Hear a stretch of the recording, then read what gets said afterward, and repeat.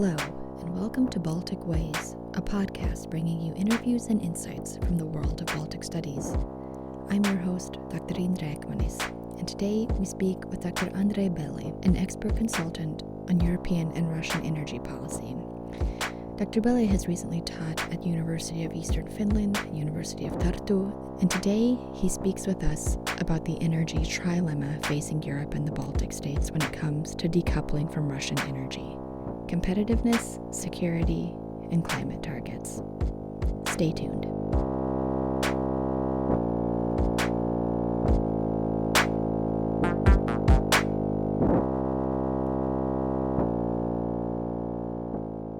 Dr. Belyi, thank you so much for joining us on the podcast.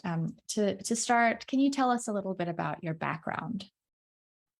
Thank you for hosting me.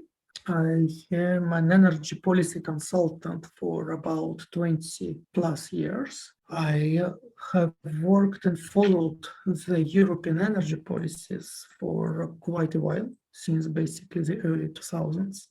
Like a small anecdote, when I started my PhD career back to the very early year 2000, some of the selection committee members were even reluctant about the topic because it sounded too odd and a little bit low-fashioned topic. So it proven to be totally opposite right few years after.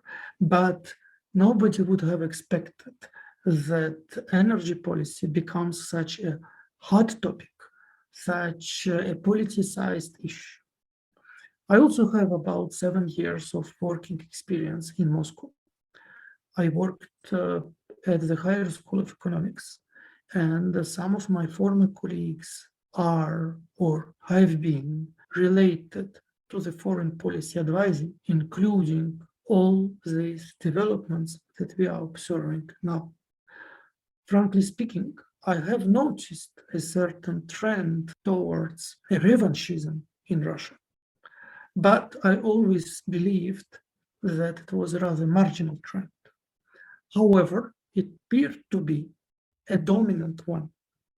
So I have kind of insights from both Moscow and Brussels, but it happened to me to be in Estonia and to conduct my consultancy services from here. And among others, I have conducted some studies for the Estonian think tank on Estonian energy security. And now I am part of a broader European consortium which will work on the implementation of the EU diversification policy, the repower of Europe. Oh, well, thank you for sharing that background. It's so interesting to think that there was not so much interest in energy policy when it seems like this is the big topic today. So you are ahead of the game, I suppose, on that. Well, I wonder if you can set the stage a little bit for a non-specialist audience. What has the energy situation looked like in recent years in Europe and in the Baltic states in particular, vis-a-vis Russia? It's quite a good and important question. When we look back in late 90s and early 2000s, a lot of interest existed in developing energy relations with Russia. And interdependencies have increased little by little. Let me give you an example. In early 90s, because of a friendship, practically a personal friendship, between Lech Walesa, the former president of Poland, and Boris Yeltsin, the former president of Russia, the two presidents decided to build a new gas pipeline from Russia to Germany via Poland, which is now called Yamal-Europe pipeline.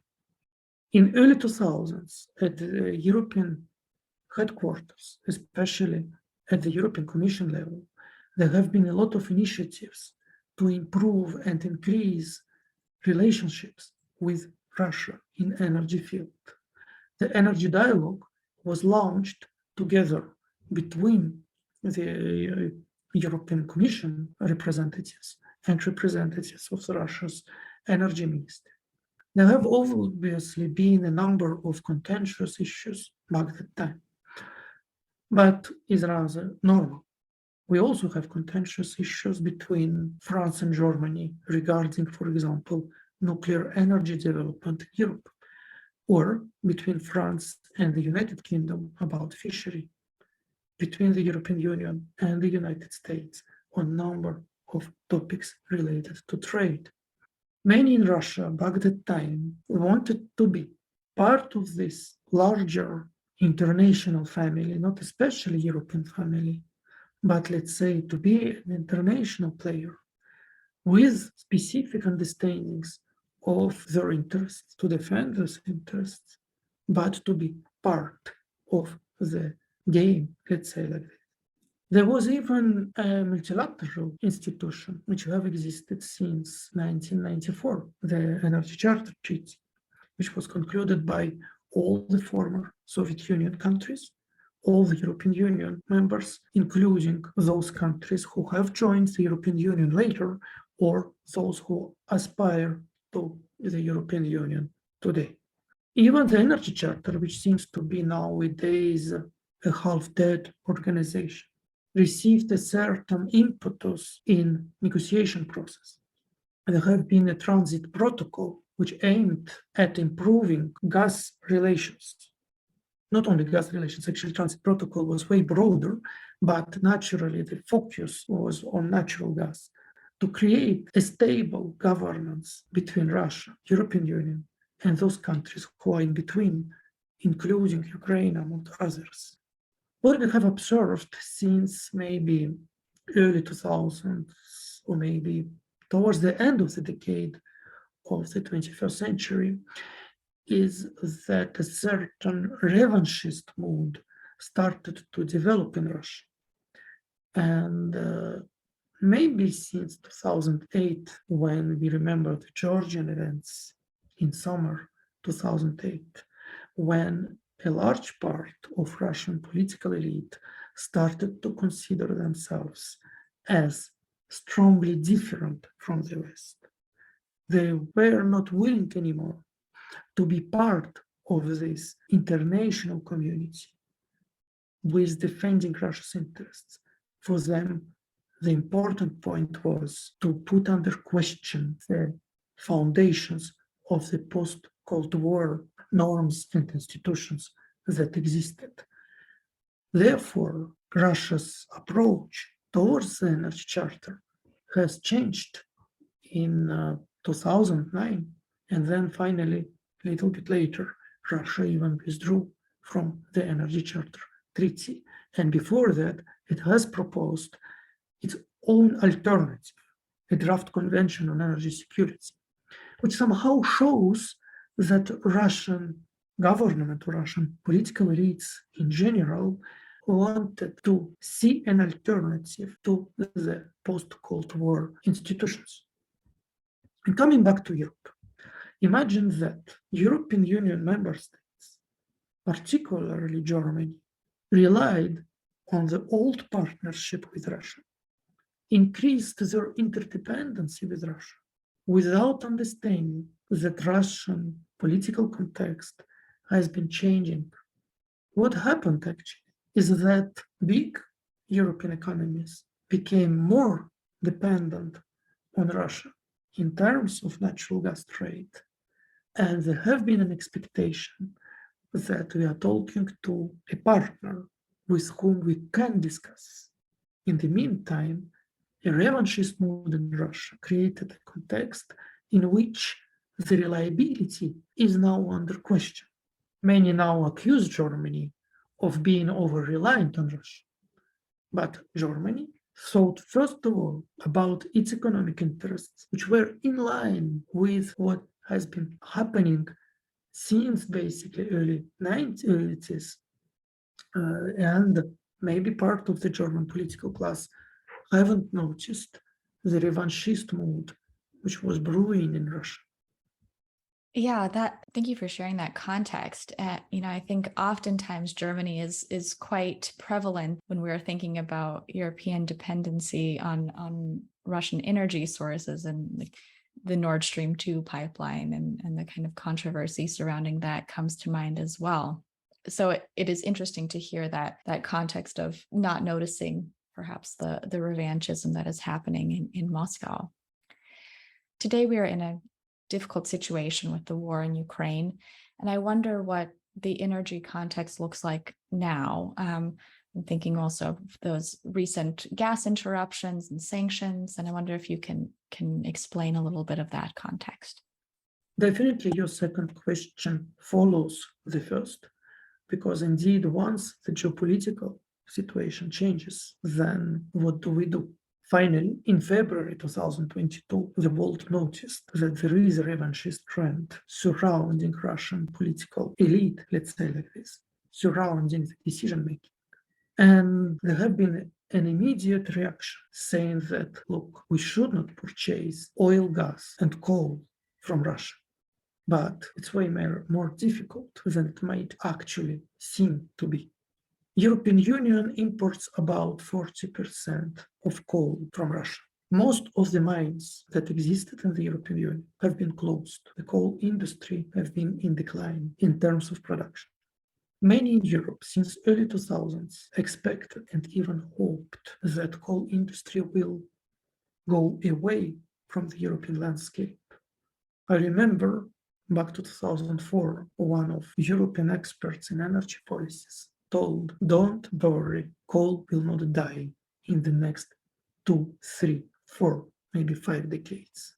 And I dared to repeat his words in 2020. What do we see now? We see a demand for coal increasing, but capacities, European capacities to reproduce coal have been declining. Russia is an important supplier of coal to Europe. But at the end of the day, coal industry can be adapted. You can import coal from anywhere in the world because it's a product that is easy to ship. The logistics of coal are really easy. In oil, it becomes more difficult. When you look at the map of the European Union, most of the European Union member states increased their import dependency on oil since the early 2000s. Quite interestingly, 3 major economies, Germany, France, and Italy, have actually decreased their reliance on Russian oil. But when you look elsewhere across Europe, the trend has been the other way around, particularly in Eastern and Central Europe and the Baltic states. So you can imagine why some of the Central European states, such as Hungary, have been extremely reluctant on making any major moves to step away from Russian oil because they have been over-reliant on it. Even the Baltic states, who have been quite solidar with Ukraine and politically wished to get out of Russian oil and oil products, found a number of issues, including the dependence of ports, harbors on oil and oil products transit. And that basically involves all the local economy with it. So reducing dependence on Russian oil is actually a challenge. It's also a big challenge because internationally, there are no major countries that can replace volumes that Russia supplies to Europe. There are 3 states that can do it jointly in the short-term run. They are Iraq, Iran, and Libya. 2 of them, namely Iraq and Libya, pass through very difficult institutional problems, political conflicts. Iran has an entirely different set of problems related to the sanctions imposed on Iran because of the attempt to develop a nuclear program in Iran. And there is a group of countries who supervise Iran, and they 6+1 so-called group, and that includes Russia. Ironically, Russia can even block the Iranian deal, let's say like this, and block Iran's entrance into the world market. And if, for example, the West decides to open Iran without having an agreement within the G6+1 group, then in this case, the problem is the reliability of the West, because it would look like you are releasing a prisoner to help you that this prisoner catches another criminal. Yeah, you cannot close Russia by opening up Iran. Gas is the third sector, which is the most complicated of the three, because gas has been mostly connected to the natural gas grids. Yes, in the last decades, liquefied natural gas shipped by tankers, by LNG tankers, have been developed, but the share of the liquefied natural gas remains smaller, at least for Europe, than what is going on with the piped gas, with the gas connected to the networks. So for Europe to diversify from Russian gas, one needs to see additional volumes of liquefied natural gas, of LNG. But there is a strong competition for LNG, particularly from Asia. Asians would like to switch from coal to gas, and therefore they import LNG.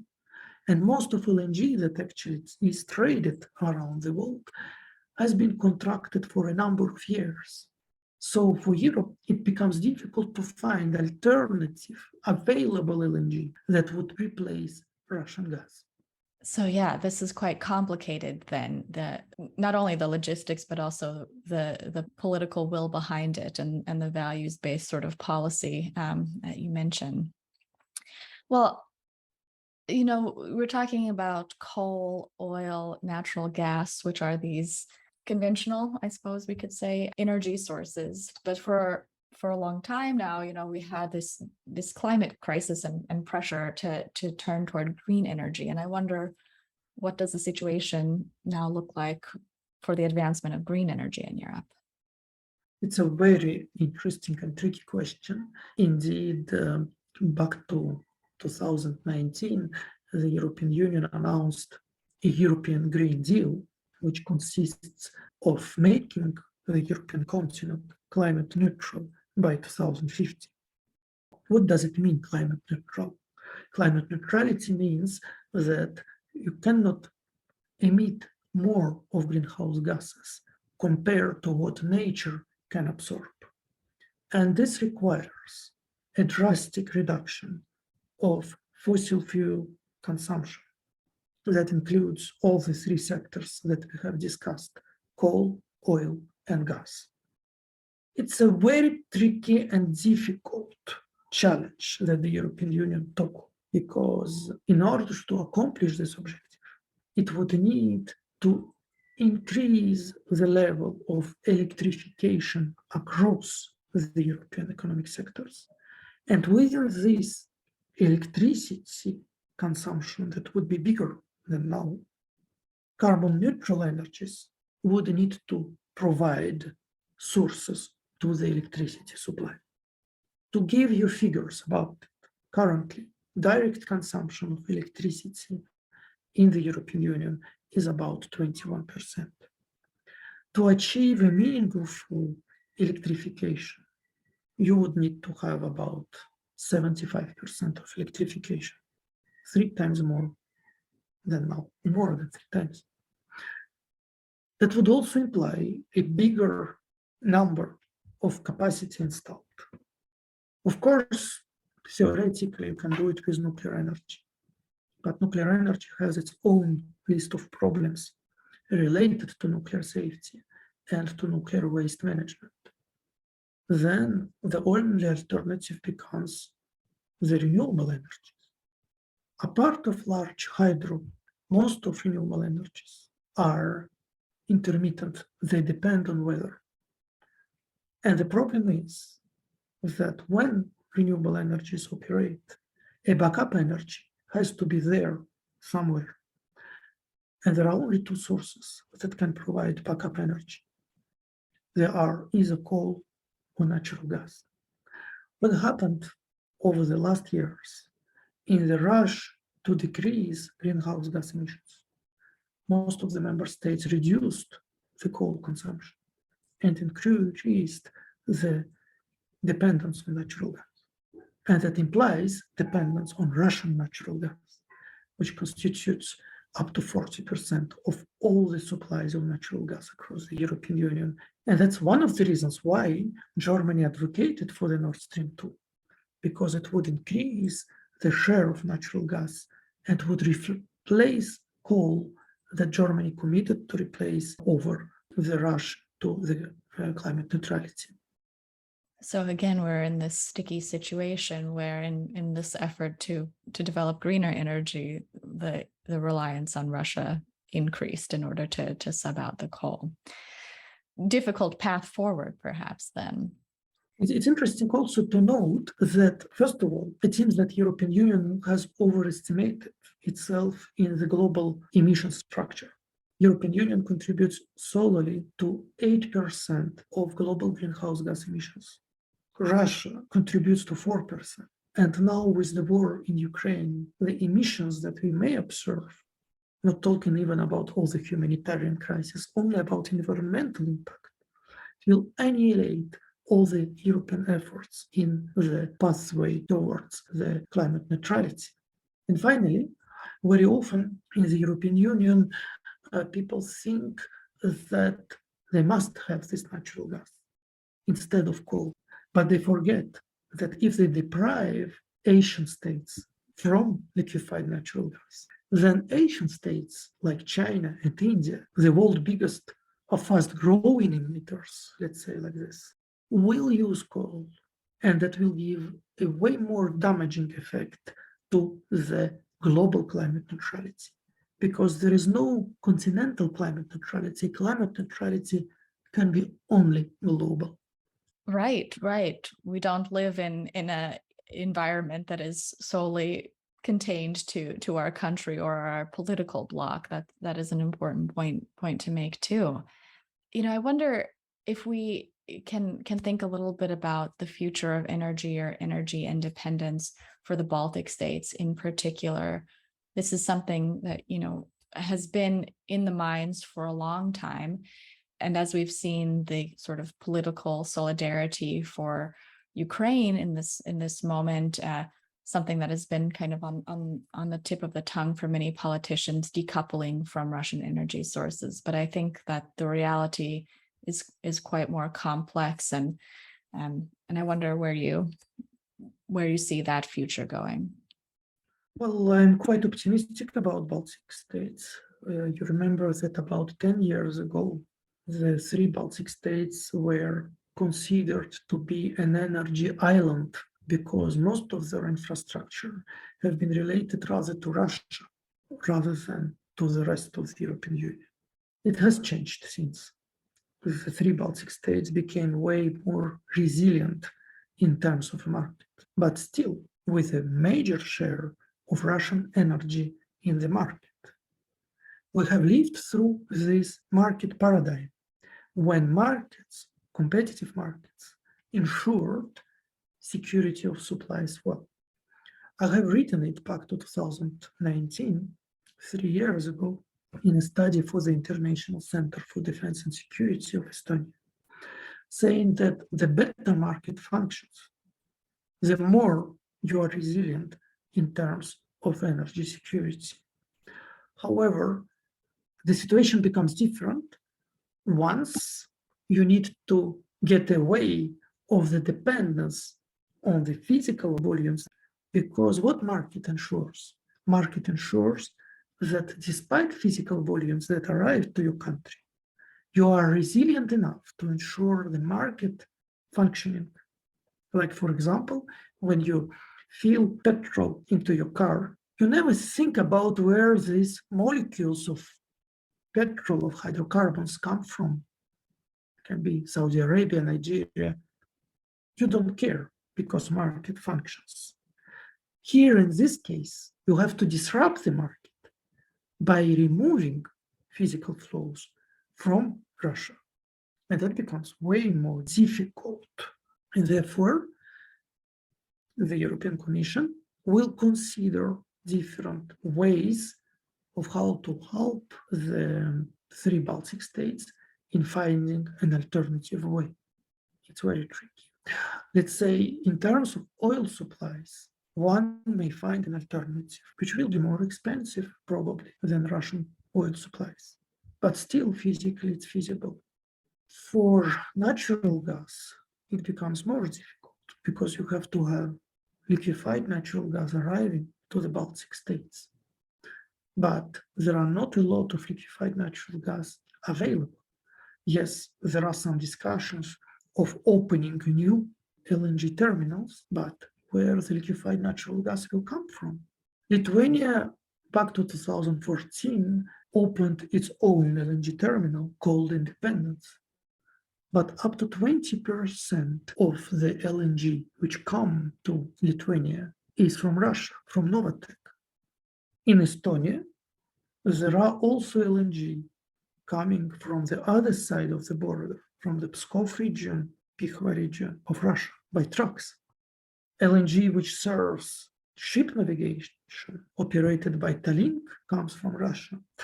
So it's very tricky because switching to alternative sources implies intervention into the market and implies the willingness to pay of the societies to be willing basically to contribute more to this diversification.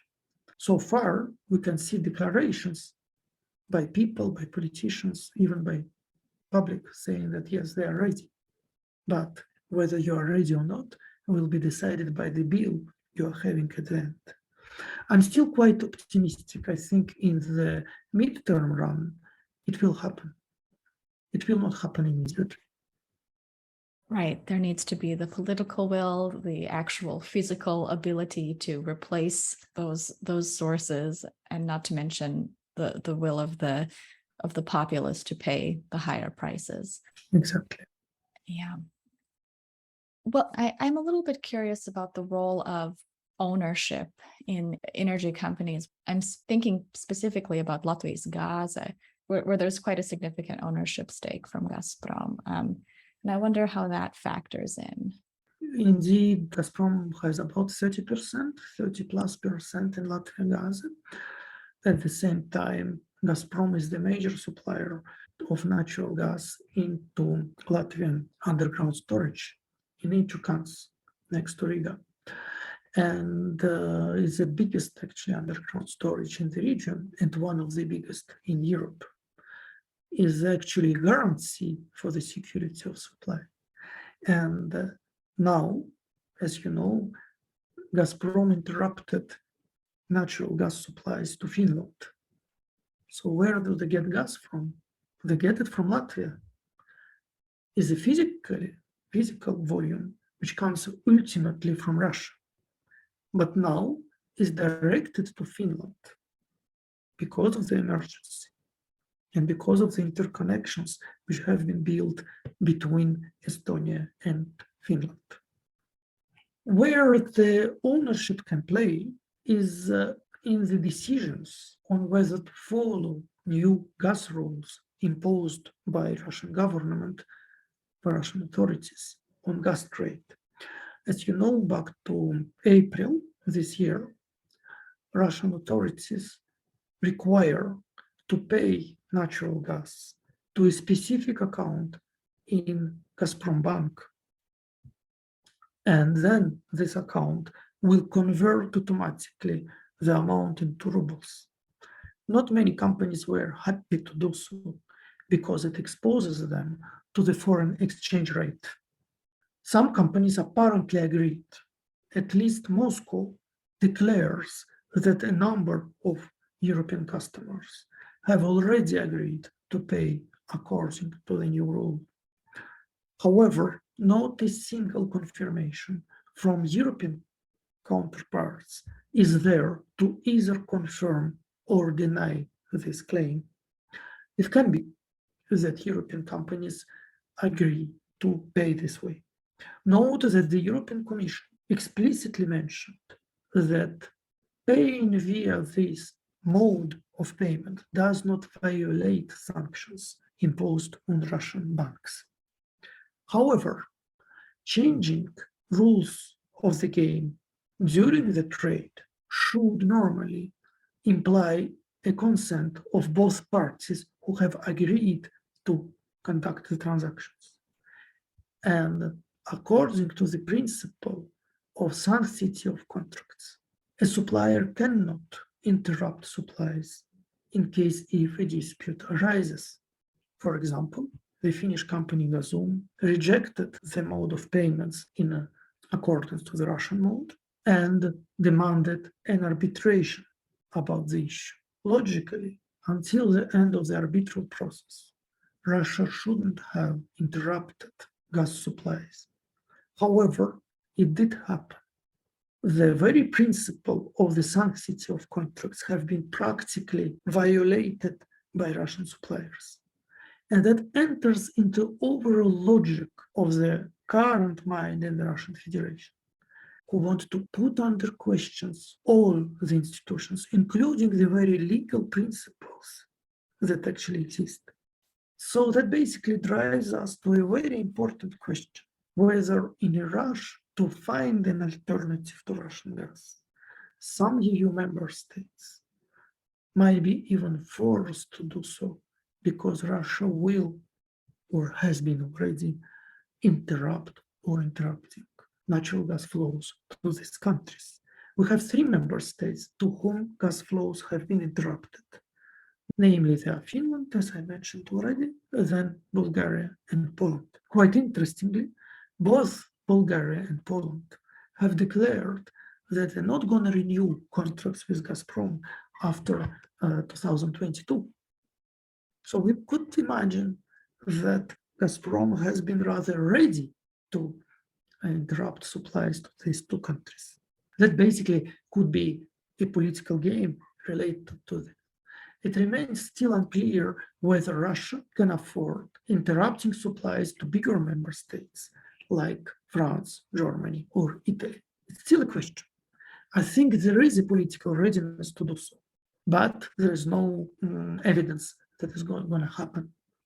Finally, regarding the issue of ownership, it is quite tricky. Latvia, I think, will remain a player who will abide to Moscow's rules. I might be wrong. I don't make big declarations, but it seems like they will do it. They will play a bit of a bad guy, but this way they will ensure that the underground storage is there to supply gas to other member states in the situation of difficulty, and that includes Finland.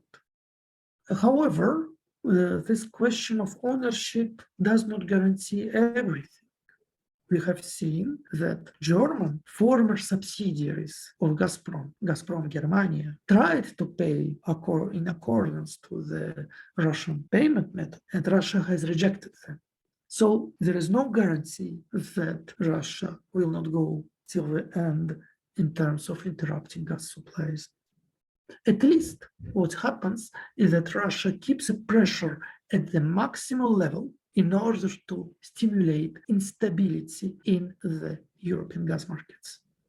Just layer after layer of complexity then in this effort to decouple or to diversify or to make the market more resilient.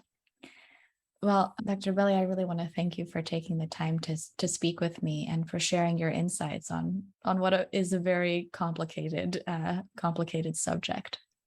It's an extremely interesting subject as well. I always recommend a book by Al-Chalabi called Oil Policies and Oil Myths, where he described his own biography. And back to 1950s, he was invited to work in the oil ministry of Iraq. And he didn't want at the beginning. His specialization was different.